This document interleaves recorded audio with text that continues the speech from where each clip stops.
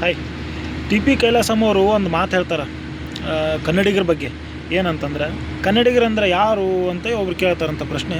ಅವ್ರೇನು ಹೇಳ್ತಾರಂದ್ರೆ ಕನ್ನಡಿಗರಂದ್ರೆ ತೆಲುಗಿನವ್ರಿಗೆ ತೆಲುಗಿನಾಗೆ ಉತ್ತರ ಕೊಟ್ಟು, ಹಿಂದಿಯವ್ರಿಗೆ ಹಿಂದಿಯಲ್ಲೇ ಮಾತಾಡಿ, ತಮಿಳವ್ರಿಗೆ ತಮಿಳಿನಲ್ಲೇ ಅರ್ಥ ಮಾಡಿಸಿ ತಮ್ಮ ಮನೆಗೆ ಬಂದು ಕನ್ನಡ ಮಾತಾಡೋರು ಕನ್ನಡಿಗರು ಅಂತಾರೆ.